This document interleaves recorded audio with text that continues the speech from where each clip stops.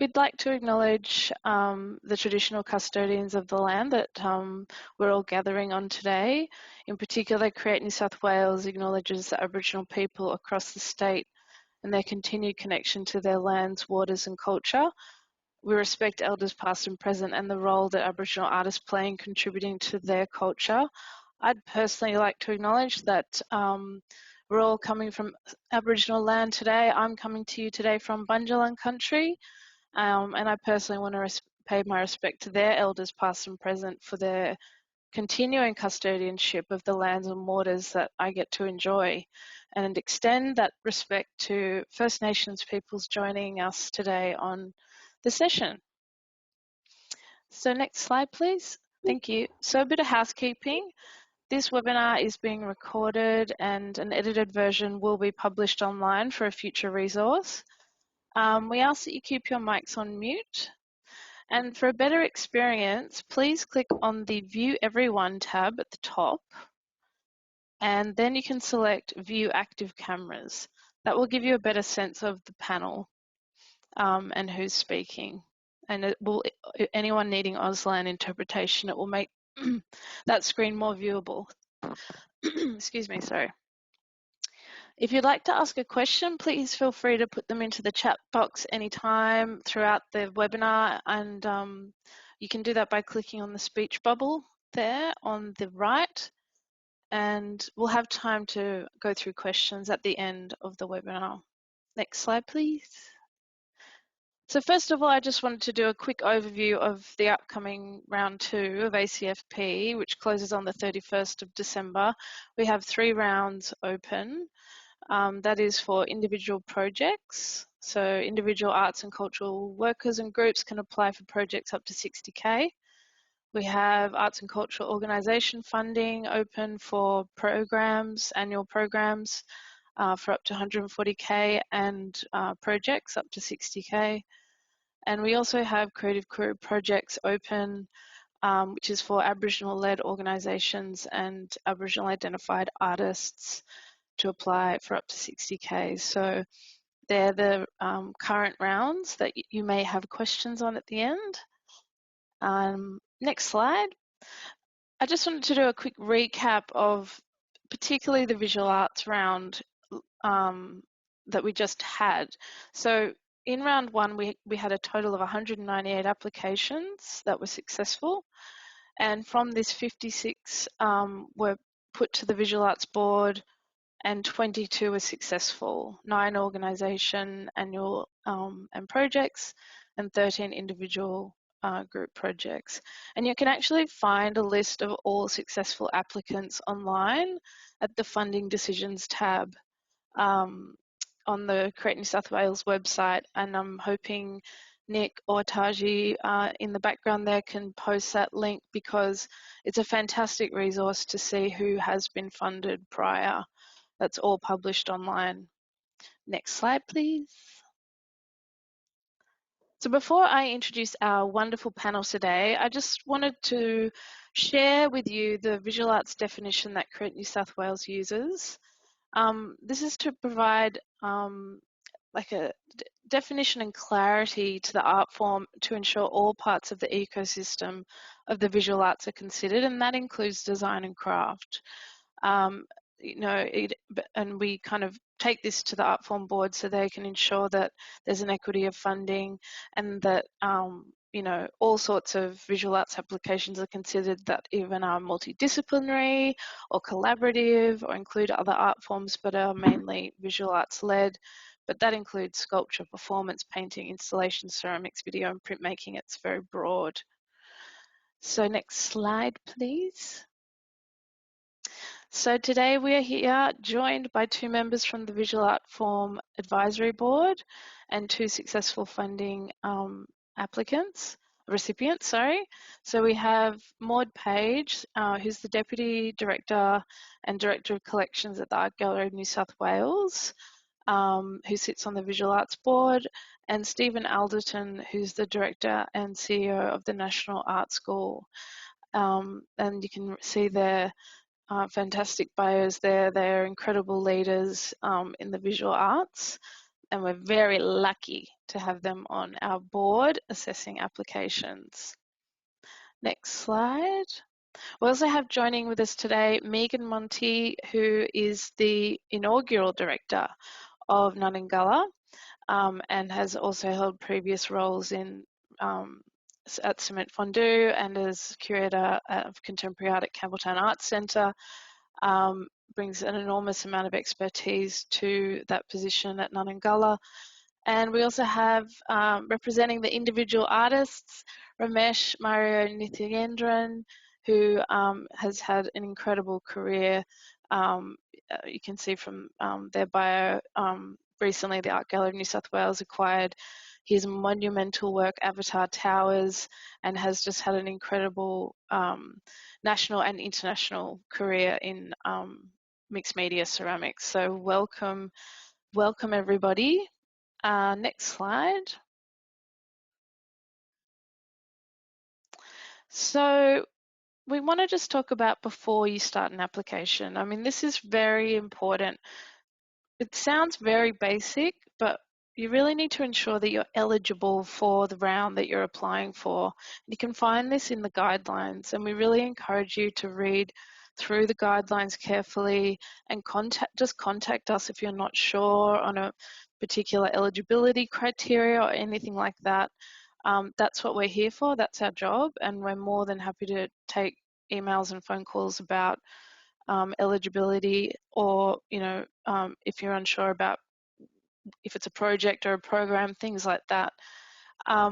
We also ask that you familiarise yourself with the Smarty Grants program. I mean, it's used pretty much across a lot of funding programs now, but it's good to, if you haven't used it before, create that account early.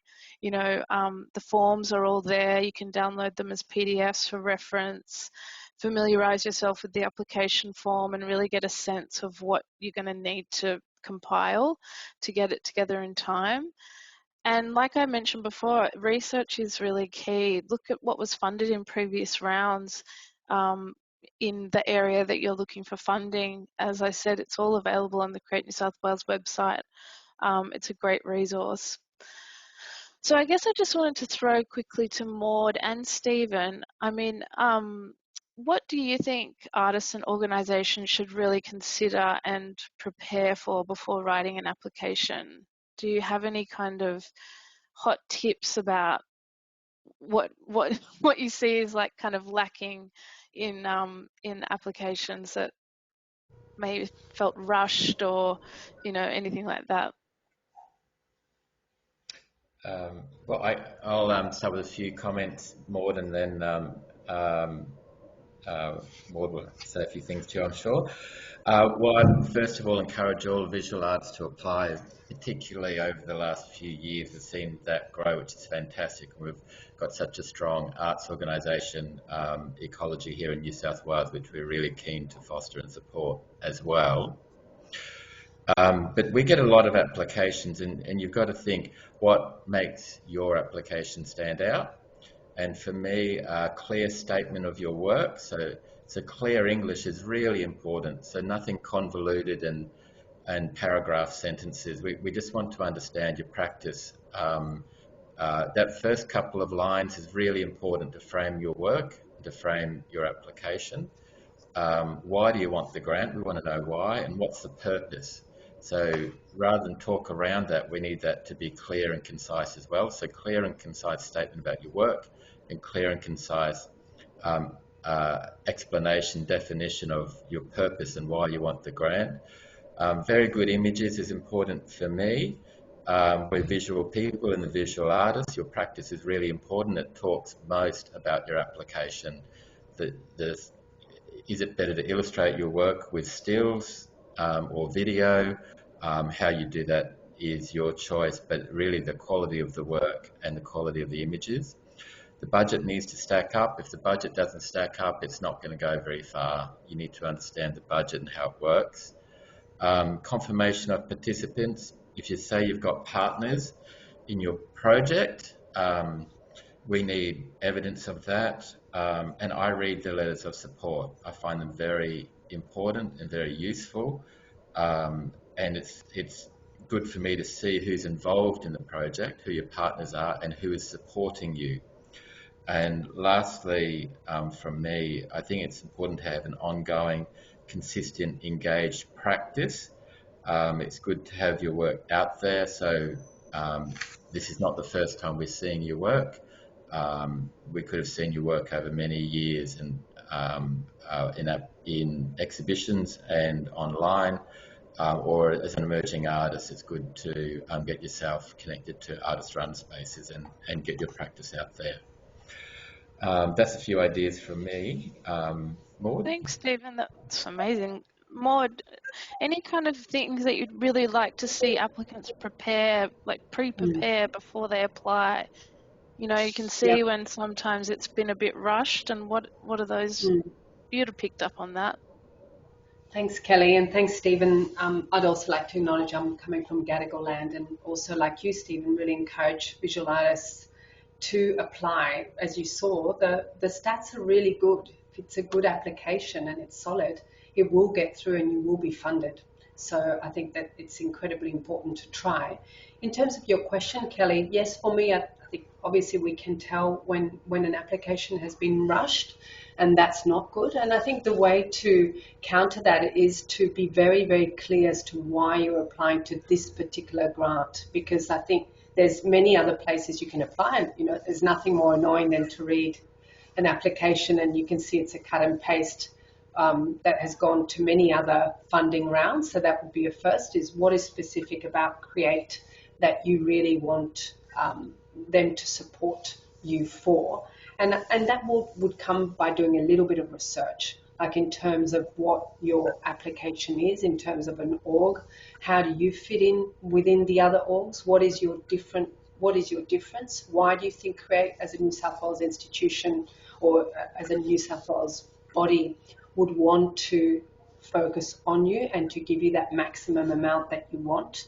I think it's really important. You've got to be very, very clear in your mind why you're requesting that funding. And that's, I think, where people fall over, is there's sometimes a little bit of, I'll request the money and then I'll try and figure out as I go how that money might be applicable to what I need to do. So if you can demonstrate from the start how that money is going to be used and why, I think that's really, really important. And then also, I would absolutely not underestimate the Create staff. They are the ones that are out in the field, that are talking to everybody, and they're extremely generous and knowledgeable. Their expertise is extraordinary. So I often ask, has this applicant called you, Create staff? And then we might get yes or no. And that for me makes a big difference, because if you have called, then that means you're very, very serious about your application. And frankly, the ones that have called are much more likely to come through, just because they're addressing all the criteria as needed. Thanks, Maud. Yes, incredible. Yes, exactly. I mean, you know, doing the research, like, you know, what you're saying, you can tell as an assessor if the applicant has really put in the legwork to get that application to a stage that is worthy of funding. And particularly, like you point out, as a New South Wales entity, we're focused on New South Wales. So, you know, really considering what are the benefits for New South Wales in your research, I think is such a good point that you raised. And thank you for the shout out to our staff. I agree. It does show that you're really serious if you've actually made the time to come and talk to us first before applying, and we do encourage that. Nick's just generously put up the link where you can make a time through Pick Time to speak to us and get, you know, kind of do a lab session with us about your application. So please make use of that. So I just wanted to speak to, and we've got the slide up, you know, addressing the assessment criteria. So essentially, all applications, doesn't matter what art form, are assessed under these three assessment criteria: merit, impact, viability. So, and those three assessment criteria are quite, I would say, well, I'm going to say, well described in the guidelines as to how you can address each criteria. But again, if you have questions about how you're addressing the criteria, please speak to us. But essentially what happens is the panel then goes away, and that's their assessment kind of matrix. That's how they look at your application, through that lens. And then they come together as a group and discuss also through that lens. So I can't stress more how important it is to be across these assessment criteria, and that you nail, you really speak to those three criteria in your application. And like, I mean, Stephen's already said, the lack of wafty language or grant speak. Keep it simple. Dot points are fantastic, and just make sure that you're really hitting what we're looking for in those assessment criteria. And I guess here, and Stephen, you've already touched on it, but I wanted to kind of throw to you and Maud, when it comes to merit and, artistic excellence or ideas of artistic excellence, what makes an application stand out in that area when you're assessing? Is there, is it like a project grabbing rationale, or, incredible partners, or, what kind of makes an application stand out from the crowd for you? I know that Yeah, might be hard to distill in a few no, sentences, but I'd no, love to not at hear all. from you both on that. Yeah, Yeah. and it's good you mentioned merit, impact, viability. So for me, merit is very much the work. So that comes back to the images. What is your work? Let's see your work. What are we talking about here? And where is the work going with this grant? What is the statement about your work? We want to know about your work, and then where is this grant taking your work, and the great merit of the work. So how will it progress, evolve?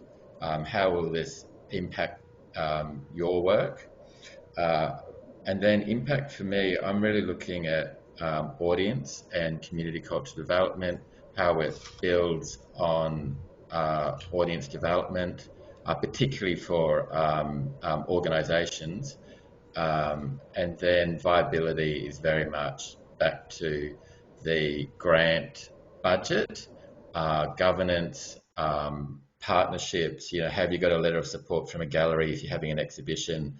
No, you don't, but you talk about it. There's no assurance that there's going to be an outcome. If it's not an outcome, then some grants aren't just about having exhibitions, obviously, but viability of the budget and the governance structures around it. Thanks, Stephen. Maud, did you want to? Thanks, Stephen. Yes, I'll just expand a little bit. Obviously, Stephen and I think alike, and the wonderful thing about being on the Arts Board is that we've all been working together for quite some time. So we work as a team, which is really good, and bring in different expertise and points of view. So you really do get that breadth of experience and assessment, I think. For me, you've said a couple of the things, Stephen, that are most important for me too, in terms of the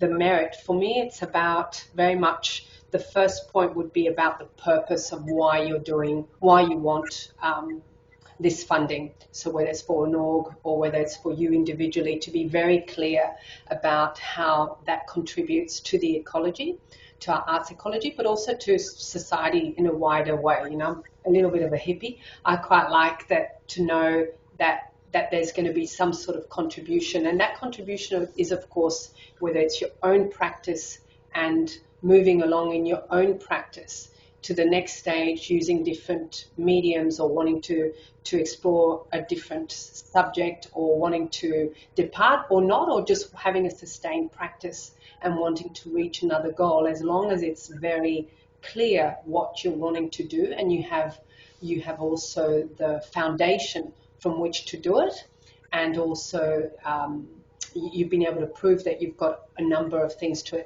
assist you in doing that, then I think that is the contribution to our society. But for me, that is important, and that's where it would also link into some of Create's areas of interest that I wholeheartedly agree on.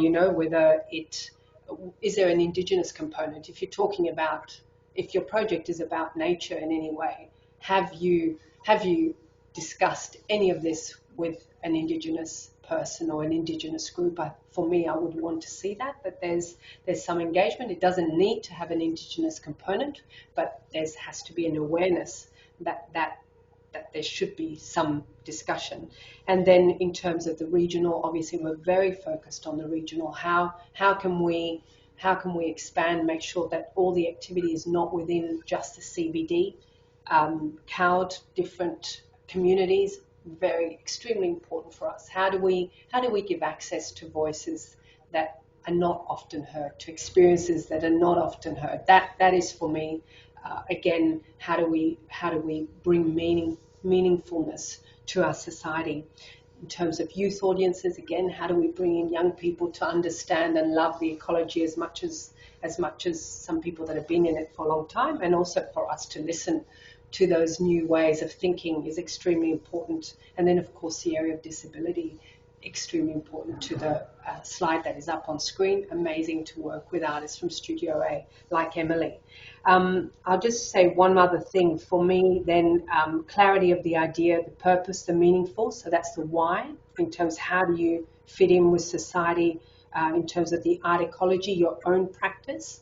And then it would be about the originality. You know, how original is your proposal? I think that's where the artistic excellence, even though we hate to want to define it too much, we do use it when we are discussing these applications. And often it is about, because you've got a panel that is widely experienced and also read and looks at a lot of art and exhibitions and goes to institutions, we discuss, well, it's a solid application, but there's not much originality, or that institution has not been so brave, so we'll support it because of its solidness.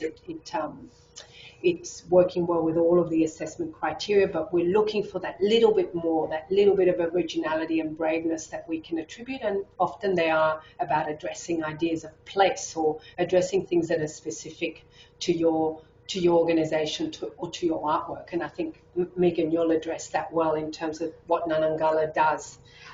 So I think that's extremely important. And that originality is, be aware that, as I said, that we will be looking and assessing your proposal alongside all the others.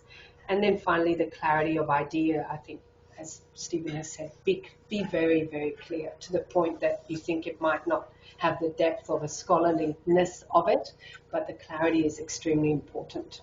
So there's a few things. I don't know if you want us to expand anymore. I just don't want to also that's incredible overview. And in particular, what about preparing budgets? And I mean, I know that it's really dry, but I mean, you know, you want to see them break even if it's a project. You want to see in-kind support. I mean, are there kind of tips about budgets that you can kind of share that you like to see, or that are confusing when you're assessing, that you would like clarity on, like budget notes or explanations of deficits if it's a program, things like that you wanted to share? Steven or Maud? Sure. So for me, if your budget doesn't stack up, you're really more than likely not going to get funded. We're giving out money, and if your budget doesn't stack up, then shows you have a limited budget management knowledge, and it's hard to give you money, essentially. But unless you've got notes to explain it, but your income and expenditure really have to match, and you have to know what you're doing there. And I'm sure Create New South Wales staff can provide support and advice for budget management if required. Absolutely. Maud, did you have anything else you wanted to add? Look, I think everything that Steven has said, also Create does look at the budget, so financial people within Create, which is great. So there's an absolute expertise in that. So you're not just relying on us as individuals, you're also relying on people that are accountants and that know their stuff very, very well. I would also say that things that I know we look at and Steven and I discuss is whether artists have been paid. You know, how fair does it look, whether NAVA rates have been used, all of those things. Of course, if there's an incredible imbalance of people paying themselves or huge travel expenses, and then the artists are not being paid much, that then absolutely it colours the application negatively, definitely. So that we are Yeah. looking for that fairness within the budgets. And yes, any explanations on the budgets is good. Why have you chosen this? Or as you say, if there's a deficit, why is that? And again, I would encourage Create, explain that, because that's then comes through, and we get reports when we assess on the viability, the financial viability of the projects, and we're very much guided by those as well. Yeah, I mean, I just think it's so important to reiterate that, because as Stephen mentioned, you know, you are in charge of recommending public funds.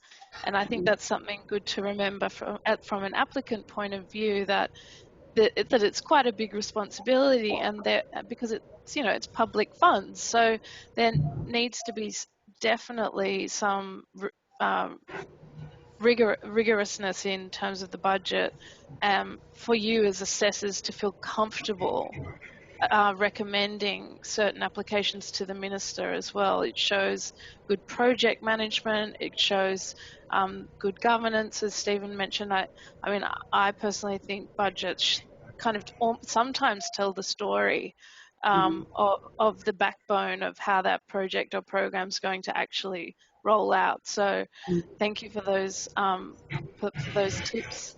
If we could go to the Kelly, next. sorry, Yes. Kelly, can I just offer one more thought around merit, impact, and viability? And that is Yeah. what we're looking for in a funding program. So we're very much looking for innovation in artists. We want to assist our great New South Wales artists to get to the next level. We want to provide a platform so they can grow and progress. That's really important for us as a art sector, to have strong visual artists who have opportunity, to have funding to support their work. And then in impact, very much looking for audience development, so inclusivity and diversity, and opportunity to build and sustain audiences across New South Wales. Like Maud mentioned, we're very much looking at audience development beyond capital cities and regional New South Wales, and of course Western Sydney. So that's what we're looking for. We want to build audiences, we want to build inclusivity and diversity, and we want to support our great artists. We want to support our emerging artists to come through. And Stephen, can I just add, I think that's absolutely on spot. And I think because of COVID now, obviously, and it might be one of the questions that will be asked by people listening, audience numbers before were such a measure for all of us at the Art Gallery. That's how we're measured as well. That's shifting. And I think don't be afraid of addressing that front on, because some of the most meaningful projects that I've read about or seen also in development haven't been huge audiences, but they've created such an impact in our society. So don't be afraid of numbers, but worry more about the meaningfulness of your project and what you're achieving and how different that is. Awesome. Thank you. Yes. If we could just go to the next slide, I wanted to just touch on support material. Because to me as well, like a budget, the support material really tells the story of the applicant previously and what they're asking for. And if you fall down in support material, from my experience, it makes the panel have to ask questions, and that's what you really want to avoid. So if you have really strong support material with your application, it's really going to make your application sing. It should be material related specifically to your project or program, not every single thing you've ever made in your whole life, or if you're an organization, not every single thing you've ever done. Really trying to match what the documents that you're providing and the images, or in whatever media are, and how they link to what you're asking for in the application. How are they making the application sing? It should include and demonstrate past examples of works or programs, though, because it's giving the panel like another layer of assurance that they've done something like this in the past. They can totally pull this off again or in another way. As well as, we can't reiterate enough, support letters and letters of confirmation, even if it's just an email, are really really beneficial in, again, letting the panel know that it's supported by other leaders in the sector. So it gives them more confidence to be able to say, yes, let's support this. But it also goes to viability. If you've got confirmation that you've made the effort to at least reach out to people you want to work with, even if it's a screenshot of an email, like I said, it again gives the panel that assurance that this will happen and this can be achieved. And I guess, I mean, it's just quickly wanted to throw to Maud and Steven, if you had any words of wisdom of what you like to see in support material, what makes it easier for you to engage with it, or anything that in terms of support material you wanted to add. Well, great images of your work and strong work that you're presenting. Really, everyone on the panel are very busy people who take these applications very seriously, and they want to invest their time in looking at amazing work. So you've got to make it easy for them. The work's got to be easily accessible, well documented. Is it better to have your work a video, or is it better to have still images? That depends on your practice. And I couldn't, I can't stress enough that your work, the actual images of your work, really is the basis of the application. You know, this is the practice we want to fund and the project we want to fund. This is where the money's going to. So support material image is really important. I mentioned earlier also letters of support. I read them all. I'm really interested who your partners are. Have you got a partner? Maud mentioned earlier, if you are working with First Peoples practitioners or local land council, or whoever it may be, you need to have a letter of support. You cannot say you are and not have a letter of support. Otherwise, your application will be diminished considerably. Yeah. No, that's right, Stephen. And I would just add, in terms of, Kelly, your point about making it easy for us, I do think choose one way, whether it's you've got a Word doc or whether it's a PowerPoint. But I would also stress we're visual people, so that's the power, is those images in order to enable that funding. That's the strength of it, and for artists as well, just to, if you're wanting to depart from your practice or to follow different strands, show us what you've done before. We will know, but perhaps we don't know every bit that you've done, or the specific bit that will really support what you're trying to do, as you were saying, Kelly. So not to get everything, but that is, most of our time is spent going on links and trying to find more information, to be honest, when there's, particularly I think when there's artists that aren't as known. So that's it's very time consuming, and I think that could be easier. Thank you, Maud, and thank you, Stephen. Yeah, absolutely. Never assume that the panel is familiar with your work, and sending them on rabbit holes with links can be very frustrating. So, yeah, thank you for those points. If we could just move to the next slide. This will be the last slide that will talk about the actual kind of nuts and bolts of applying. I wanted to touch on the priority areas. So Create New South Wales has 6 priority areas that Maud and Stephen have already kind of touched on. These are there to ensure equity of funding, and so they are New South Wales Aboriginal people, and we really suggest you read and adhere to the New South Wales Aboriginal Cultural Protocols that have just been updated. So we need you to have a look at that if you're working with Aboriginal people from culturally and linguistically diverse backgrounds, people with disability or who are deaf, young people, people living or working in regional New South Wales, and same with Western Sydney. Just want to stress that even though we do have these priority areas, it actually is not compulsory for you to have, for your project or program, to engage with a priority area. But of course, we want to see, you know, like Maud and Stephen have already touched on, we want to see a diversity of voices and equity across the sector. But if you are going to tick those priority areas, we really need you to engage meaningfully. That can be done through letters of support, the details on how you're engaging with these groups, or your own lived experience, endorsement from particular communities, etc. It's not a tick a box exercise. We see this a lot in applications, unfortunately, and it really is a it really kind of discounts your application, because it seems like you're just trying to tick all these boxes to get funded, and really it should be meaningful engagement if you are going to engage with those communities mentioned. I'll just lastly throw to Maud or Stephen if you had anything else you wanted to add to the priority area part of the application, or anything else before we move on to speaking to some applicants.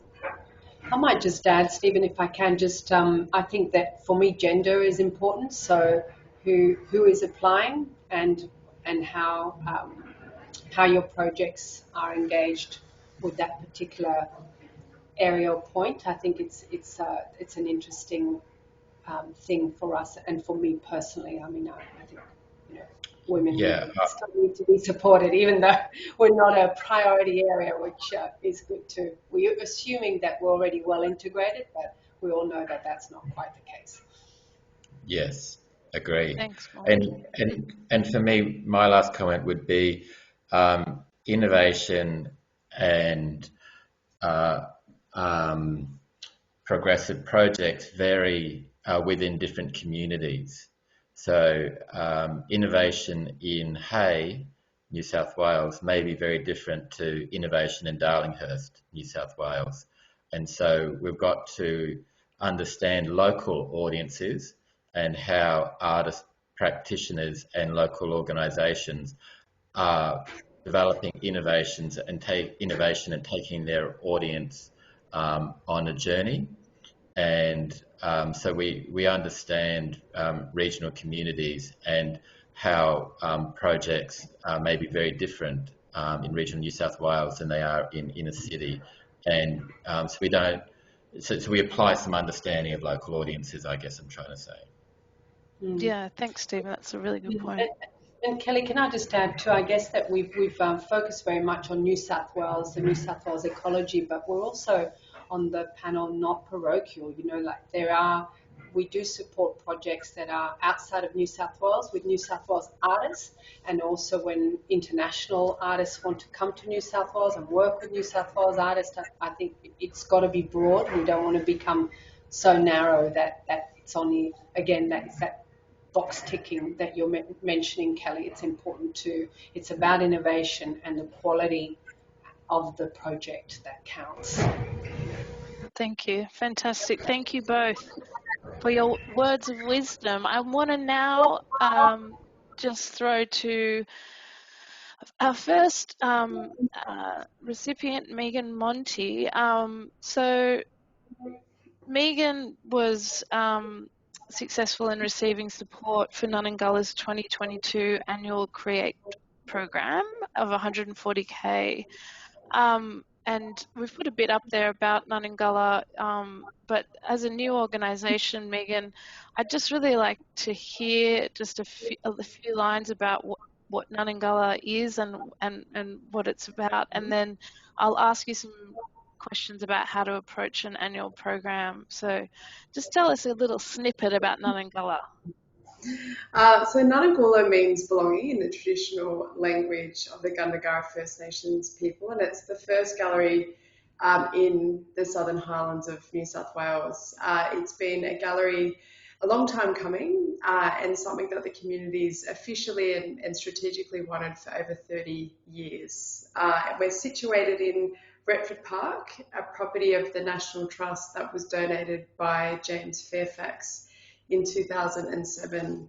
We recently opened in October last year, slight delay from COVID, and we're recently opened with our new project, the Dingo Project, this year, a couple of weeks ago. Fantastic. Such an exciting space. Can we get the next slide? So I guess, I wanted to talk to you about what's the journey, because previously you had been successful for a project grant, and that now you've been able to move into annual program funding. I'm interested to hear about what you feel like was the point of being able to progress to an annual program application, and kind of what the differences were, or what you kind of had to do extra as an annual program application compared to a project. Of course. So just following our application for the project funding, we had developed our strategic business plan and really identified all of our priority areas for our first 5 years. So timing was really a thing. We really looked at what we were trying to achieve, especially in our first year, in our inaugural year, our first program. So the tradition, I guess the transition really was looking at going from project focus to program focus. So looking more strategically and long term, looking at how we're going to work with the diversity of artists, but how we're actually really going to engage with our community. Audience development was huge. As a new gallery, that was really at the center of what we were doing, and we shifted our thinking from going and thinking as a regional gallery to actually a gallery for the region, and how are we being relevant and responsive and engaging to the community locally. They're our core audience. They're the people that are going to support us every day and support us at our openings and our events and all of the collateral programs that we do. But also how are we going to have an appeal for people outside of Sydney to come down and visit. We're a strong part of the tourism ecology here. That's sort of front and centre in the Southern Highlands, or regional towns, I think. So it was really shifting our thinking to be more strategic and long-term in audience engagement as our focus for that first year of our strategic business plan. And what was it like to be moving, like how is it in terms of like creating a budget, getting your partners in line, co-presenters, like how did you consult with other people to create the application? Like what sort of things did you have to do in that area? Yeah, it was big, and we have a really small team of 2 people here, but we also have an excellent and engaged board of directors who worked with us really, really closely with developing this.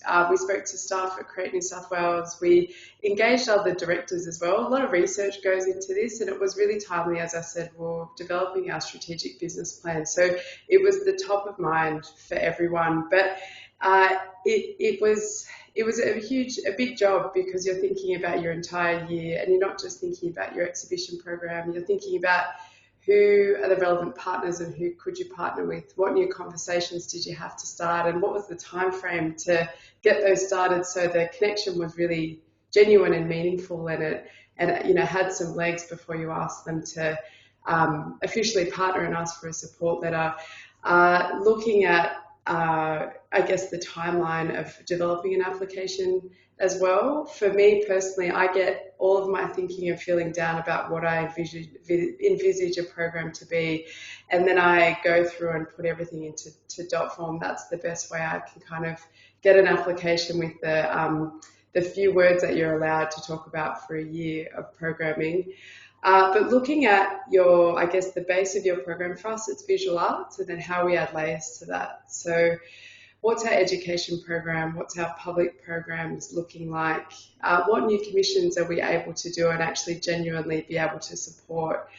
What events can we do to complement our exhibition program? So looking at, I guess, our baseline and then how we can add layers to that was also, I guess, really important.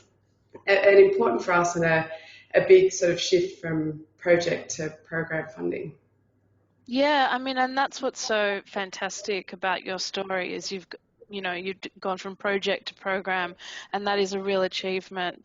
Would you, have any tips for people who are thinking about doing that move, trying to do that you could quickly share? I know we're running short of time, but any tips at all? Yeah, of course. Let's try and start early, and try and start the conversations with people you want to work with straight away, because you want those connections to be genuine, and I think they really come out in the way you talk about them, and their letters too, they're from them, because they're engaged and they want to write them, and ask for help, and ask what other curators and directors and galleries have done to create their applications as well. But definitely starting early and try and put everything into point form really helps, because you can really go off on tangents, especially when you think about your program ideas. They can sort of just go off in all different directions. So point form for me really brings me back into alignment. Fantastic. Thank you, Megan. I want to now just bring in Ramesh. If we could go to the next slide, to discuss how they put together their individual project visual arts application. Ramesh, you were successful for a project grant of $31,500 for the development and presentation of your first monograph to be published by Thames and Hudson. Very exciting. So happy for you. You've had such a significant career to date, and I just wanted to ask, you know, from an individual artist perspective, we've heard from Megan as an organisation. What was your process for preparing an application? What sort of things did you consider in terms of partners, budget and timing and things like that? Okay. Thanks for listening, everyone, and it's been really great to participate. I'd just like to probably just start with saying something that I think we often forget as we accrue a lot of experience, and it's that approaching these kinds of applications can be really overwhelming. And it wasn't that long ago, in 2014, where I put my first application to Create New South Wales for the New South Wales Visual Arts Fellowship Emerging. That was in 2014, and I remember at the time, I just had no idea what I was doing. And I didn't know, I could call the team and ask questions and, work through specific ideas and framing. So I just like to acknowledge that for anyone here that is attending this webinar, that it can be really difficult and overwhelming to actually even think about how to frame our projects in relation to the kinds of language and in terms of the data entry requirements that are required to fulfill it. So that's just something I'd like to put forward. And even today now, I have quite a big, strong support network around me with a gallery and with people assisting. And I also factor that time into my work schedule, and it has to be significant in relation to what I do. So in terms of how I basically approach these grant applications, is my key process is planning. And essentially what I do is I will look at the application and get a sense of what's required, but I do it well in advance. And what I found is the thing historically that often takes the longest time to come through are the support letters, and that's not because people don't want to write them, it's that they're busy. And what I often do with my gallery is work with I often will call the person who has agreed to give the support letter, and I'll get a bit of a verbal account of what they might want to say, and then I, with my gallery, will draft a letter for them as a template that they'll then edit. And what this does is it actually takes the labour off people who are working in big organisations as well to provide these support letters. So that's one thing that I've often done that actually gets the material through quite quickly. The other thing that I wanted to say, and Stephen mentioned this earlier, is the importance of plain language.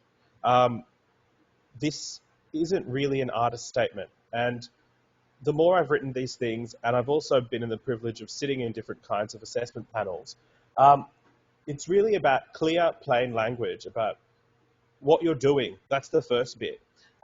Sometimes as artists, we forget that the most literal, descriptive information about what our project is actually super important. If it's a book, how many pages is it? How many writers are there? How many color images? And actually proceeding from a really detailed description of a project, I find allows me to actually unlock things like audience engagement and impact. Because when you're so involved and connected to these activities, it's quite hard to actually articulate from an objective point of view or with some distance about, what these things actually are doing. So the other thing I'd also like to mention in my Google Doc, which I'm just opening, is I often draft my applications, and the other thing I make sure I do is avoid any repetition. So there are only a few hundred words, and you don't have much time. So you want to actually keep in mind that the people assessing your applications are very skilled, and you don't need to repeat yourself. Like, be really succinct with your language and clear. The other thing I often find really helpful is getting help with putting your application together. So I very seldom will put an application together myself, and I understand that not every artist is at a stage where they have infrastructure to support the compilation of their application, but essentially all you need is a reasonably intelligent friend to look over your application and to look over your writing to help you highlight points that you've missed that are really obvious, or to make sure that clarity is the key. So often with my writing style, I keep my sentences really short. And I try and use language that's accurate, but at the same time highlights ambition. So that's the other thing as an artist. It's really hard to sometimes back yourself and say, this is going to be an amazing project because you don't want to sound like this egomaniac who's saying that your project is, really significant. It's going to help you this way and it's going to help you that way, because a lot of that is speculation. So really what it's about for me is thinking about the evidence.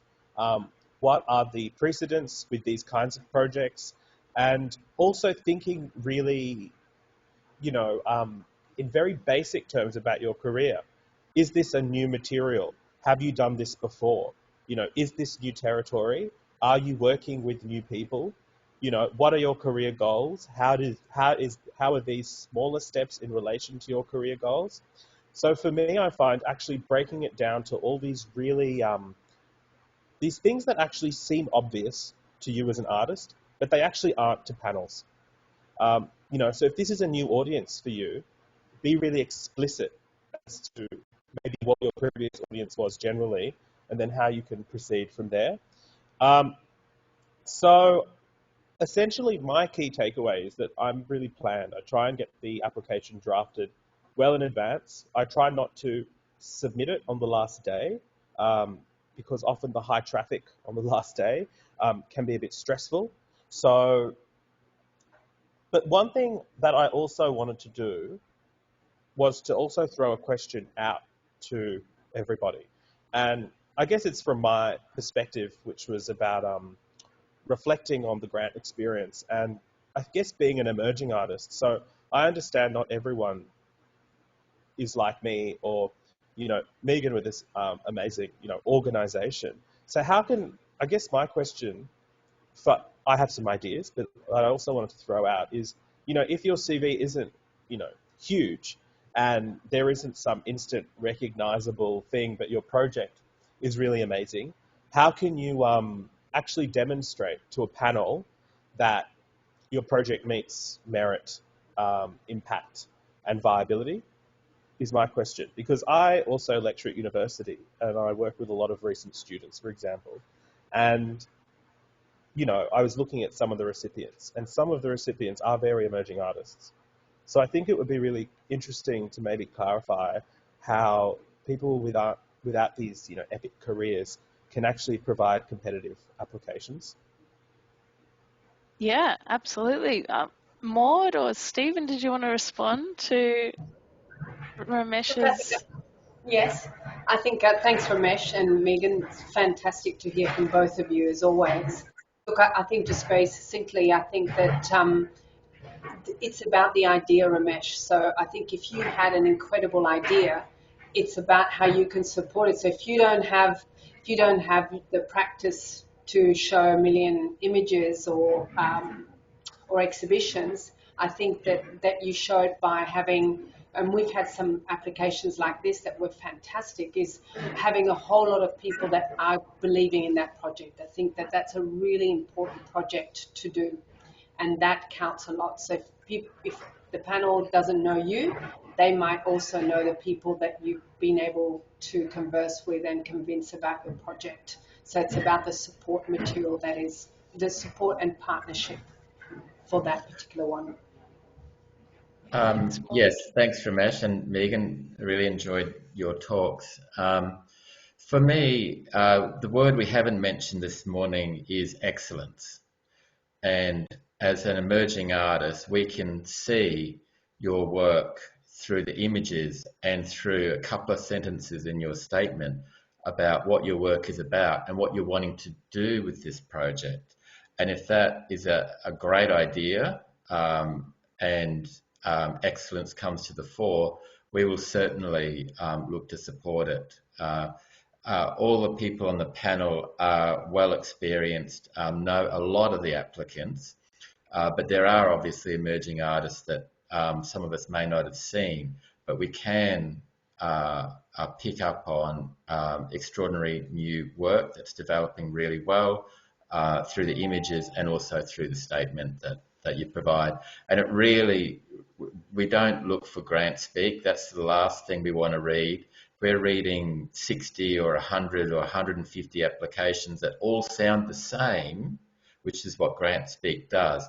Then you're not pitting yourself apart from others. You have to be really honest, original and authentic about what your practice is about and what you're doing, and that shines through. Thanks, Stephen, and thanks, Ramesh. That's a really great provocation to throw to the panel. I'm really impressed that, yeah, you're still thinking about the needs of emerging artists even though you've passed the threshold. And thank you both for your tips and amazing advice. It's invaluable. And thank you also for acknowledging that, you know, these application processes can be incredibly intimidating for not even emerging artists, just anybody applying. And so that's, again, why we want to reiterate, that's why we're here to help, and that's our main role. So we're on 12 on the dot, because it's been such a fantastic discussion. We are going to try and have some Q&A. I'll just limit it to 5 minutes if it's okay, if the panel stays for another 5 minutes, just so we can get to some Q&A. Does anyone have any questions for the panel? Maybe, Nick, can you please, if there's any questions that people have put in, can you read it out that might be relevant? Yeah, for sure. Thanks, Kelly. There was one earlier that was looked like it was to do with public liability for a 2-week exhibition that was typed in the chat box. Melissa was looking for any guidance on public liability for a duration of a 2-week exhibition, and can this be included in the budget? Yes, so I think a bit of guidance about that. Okay. I would say if you become a full NAVA member, that should provide your public liability for that time. Certainly in the studio it does. So I would speak to NAVA about that.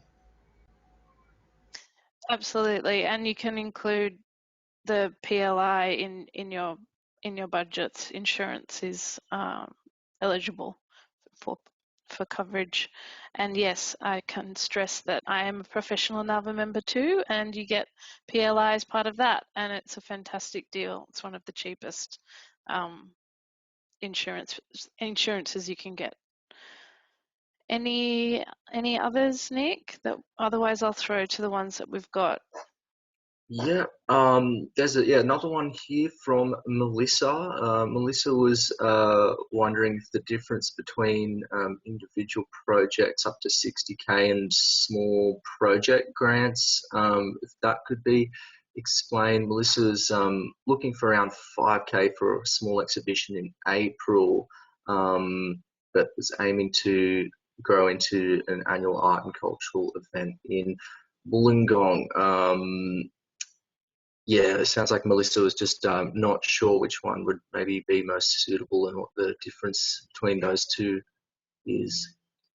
Okay, so the small project grants are for up to 5K for an urgent opportunity, so they have to be time sensitive, and the projects up to 60K don't have that time urgency on them, and they're considered to be, if you're an individual, you're putting together an ambitious project and you can look at the guidelines for guidance on that.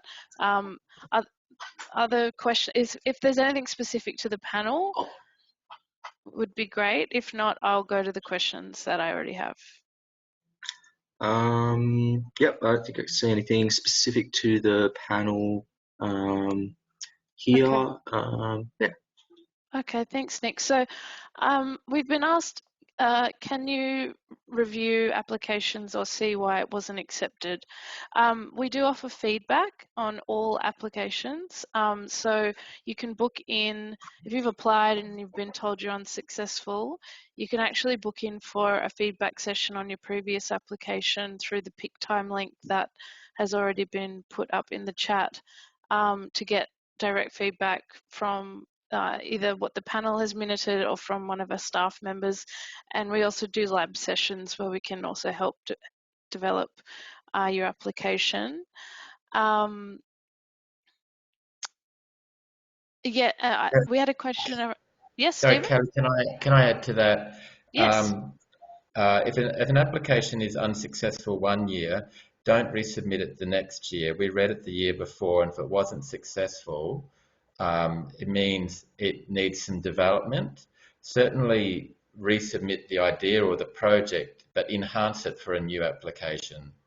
I think it's totally valid to resubmit the idea, but enhance it and upgrade it with the advice that that feedback session will provide. Absolutely. Thank you, Stephen, for reiterating that, because yes, the next question was, are previous unsuccessful applications eligible for this round? So yes, you can reapply, but totally Stephen has just nailed it on the head.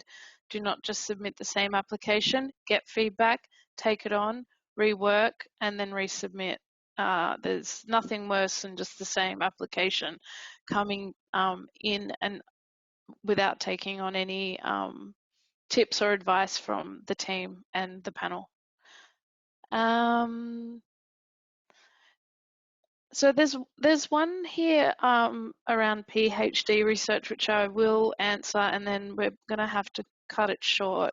So someone's asking, they're doing their PhD research and they need funding to help build the AI for the innovation. Would it be possible to apply for funding for this part of my work?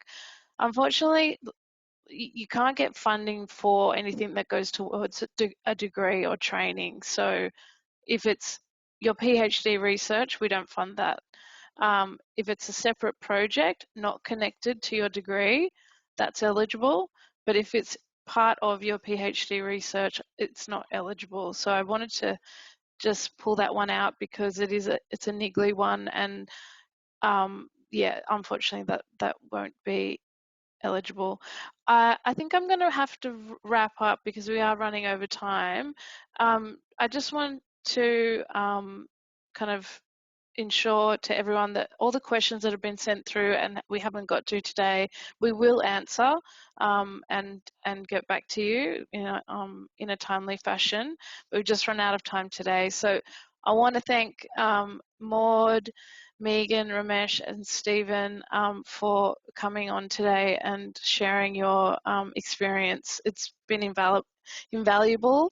Of course, I'm getting a phone call. It's been invaluable, and for the Auslan interpretation, thank you, and all the staff, Nick especially and Taji, for helping put on today's webinar. You can follow us online through the channels also up on the slide there, and yeah, we'd just like to reiterate, please contact us and we can discuss your application. Thank you so much everyone for coming today.